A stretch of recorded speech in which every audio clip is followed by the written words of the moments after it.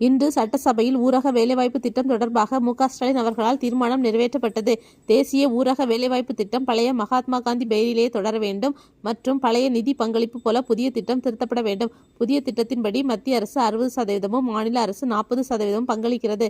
பழைய திட்டத்தில் முழு செலவையும் மத்திய அரசு ஏற்கும், பொருட்கள் செலவு மட்டுமே மாநில அரசு ஏற்கும். இன்று பிரதமர் மோடி அவர்களால் 3 அம்ரித் பாரத் ரயில் சேவை தொடங்கி வைக்கப்பட்டுள்ளது. Thiruvananthapuram to Tambaram, Nagercoil to Mangaluru, Thiruvananthapuram to செர்லப்பள்ளி.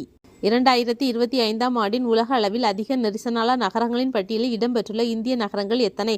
முதல் 35 இடங்களில் 7 இந்திய நகரங்கள் இடம்பெற்றுள்ளன. பெங்களூரு 2வது இடம். நெதர்லாந்து நாட்டைச் சேர்ந்த டாம் என்ற தொழில்நுட்ப நிறுவனம் இந்த பட்டியலை வெளியிட்டுள்ளது.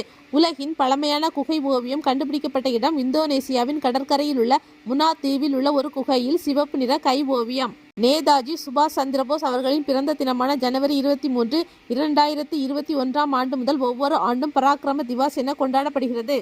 புதுடெல்லியில் நடைபெற்ற ரமண மகரிஷியின் 146வது பிறந்தநாள் கொண்டாட்டத்தில் குடியரசுத் தலைவர் சி.பி. ராதாகிருஷ்ணன் அவர்களால் நினைவு நாணயம் வெளியிடப்பட்டது.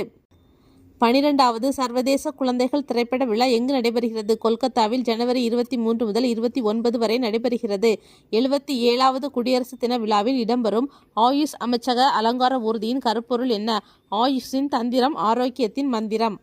மார்ச் 15 லாஸ் ஏஞ்சல்ஸ் நகரில் நடைபெறவுள்ள ஆஸ்கர் விருது வழங்கும் விழாவில் 16 பிரிவுகளில் போட்டியிட்டு டைட்டானிக் திரைப்படத்தின் சாதனையை முறியடித்துள்ள திரைப்படம் எது? சின்னர்ஸ் திரைப்படம். இதற்கு முன் டைட்டானிக் திரைப்படம் 14 பிரிவுகளில் போட்டியிட்டு வென்றது.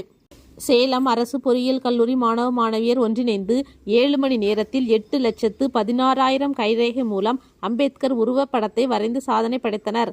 70 அடி நீளம், 50 அடி அகலம், 3500 சதுர அடி துணியில் கைரேகை வைத்து இந்த வரைபடத்தை வரைந்தனர்.